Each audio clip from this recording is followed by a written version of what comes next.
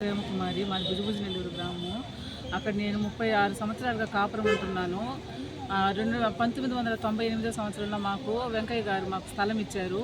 దాంట్లో ఇల్లు వేసుకొని 33 సంవత్సరాలుగా ఉంటున్నాను. 2000 నుంచి 2014 వరకు ఇంటి పన్ను కట్టున్నాను. దాన్ని బేస్ చేసుకొని కొన్ని సంవత్సరాలుగా ఆ ఇంట్లో మేము లేము. ఇల్లు పడిపోయిన దాని కారణంగా మేము దాంట్లో లేము. పక్కన ఇంట్లో బాడుగింట్లో ఉంటున్నాము. బండి ప్రమీల అనే ఆవిడ ఆ స్థలం కోసము మా మీద స్టేషన్లో 5th టౌన్ స్టేషన్లో కేసు పెట్టి మొన్న గురువారం రోజు సిఐ గారు మమ్మల్ని పిలిపించారు. ఆ స్థలానికి సంబంధించిన కాగితాలు మీ దగ్గర ఆధారం తీసుకురమ్మని చెప్పన్నారు.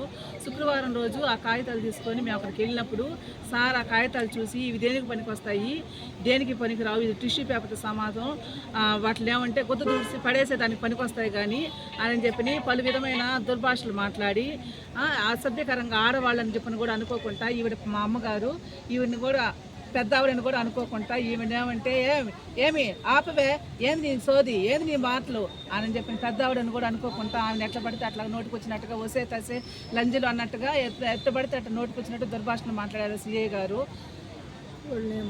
మేమైతే మాత్రం వాళ్ళు ఏం చింతాకంత మాట మేమేం అనలేదు. ఆ బండి ప్రమీల, సుశీల, సరోజ్ అనే వాళ్ళు కూడా ఏమంటే లంజల్లారు ఇప్పుడు రండే ఏం చేస్తారు చేసుకోండి, నా స్థలం కాడికి వచ్చారంటే చంపి ఉప్పు పాత్ర వేస్తానే అని చెప్పి సిఐ గారు చూసుకొని వాళ్ళు ఆ విధంగా రెచ్చిపోయి మమ్మల్ని ఎట్టబడితే అట్లా మాట్లాడుతూ ఉన్నారు సార్.